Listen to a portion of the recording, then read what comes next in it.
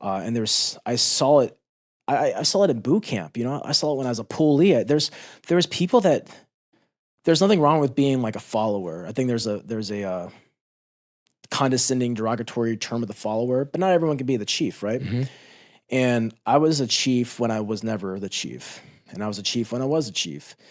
And was I always good? Fuck no, man. I fucked up a lot as a leader. I also learned a lot as a leader. And there's just people that need guidance and support, and they need to be said like, dude, you're fucking crushing it, bro. I'm proud of you.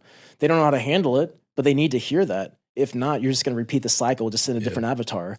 And then nothing ever changes. Jeez. So true. And so, but that was really the catalyst for like wanting to stay in is, yes, there was like the self-fulfilling thing I wanted to do. I wanted to be more, and I wanted to, especially when I made it to MARSOC, I wanted to be in charge of my organization. When I could see it, I had plenty of time. I knew I could do it. And I realized that the guys that were filling those roles, they fucking forgot. It was very political. The really good guys that could fill those positions, they weren't really liked by the officer staff. The men liked them a lot. I mean, I only made it as far as I did because like a very large handful of these like super like senior guys in my organization that mentored me, looked out for me, stood up for me, defended me when they didn't have to. And so, but those guys never got those opportunities to be in charge because they couldn't be bought. They couldn't be bought with fear. Okay. And you would see it time and time again, these insecure fucking men forget where they came from, and they get these high-ranking leadership positions. And you know, I'm not a believer. Even if I got that opportunity to make that position, not everything is worth fighting for. And I learned that as a leader. I'd come up to my guys, they're like, "What do you mean you want me to wear an undershirt?" I'm like, "Listen, bro, we're here to." I used to never wear an undershirt. Then I became the charge of my team.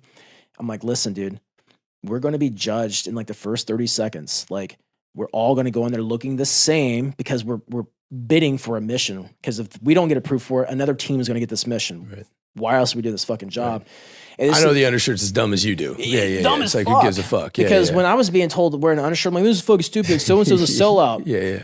And so as each rank, I realized, oh, okay, this makes sense. I also matured more. And then, you know, I was a big jack tattoo guy. I didn't look like a picture perfect Marine. So like I had to represent my team the best way I could. And these idiots cared about like how you looked, you know, and so I did my best to kind of look that part. I still was me, but I'm like, hey, we're at least going to like look kind of the same. And we're going to present ourselves in a certain way. We're going to have our gear set up. We're going to brief these fucking morons when they come here a certain way. We're going to do everything dog and pony to the next fucking dimension, because no one's going to question our caliber of professionalism and the way we can execute business.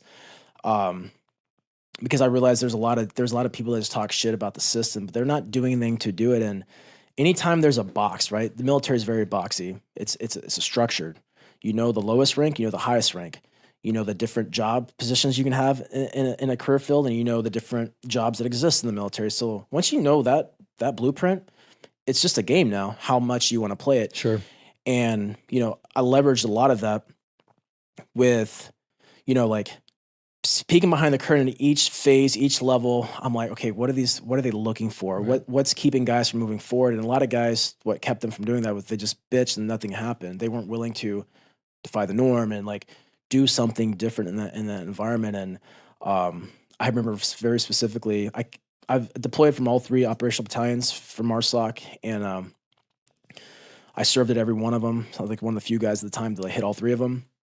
And I remember I was part of our 3rd battalion. At the time, it was like the bastard battalion. It was like the underdogs, apparently. There was a bunch of great men there. I don't know why. Well, other than leadership sucked. Leadership was horrible, dog trash.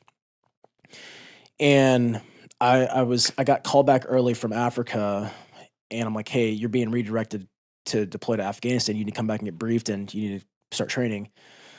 So I come back, and basically I was like the 6th course of action that MARSOC approved on, to like, they're like, who has the most experience here in this unit? What team has the most experience and has the most time, so they can go do this mission? And my team was chosen. So I got some new structure, and I got some new guys on my team, and I basically like got to build it out. Well, we were the bastard children. The whole time I'm being reminded, don't fuck this up. You know, you guys better not embarrass us. Like, no encouragement. I'm just like, whatever. I don't give a shit. Like, if you give me an opportunity to fucking fail, bro, I'm going to take the opportunity to succeed.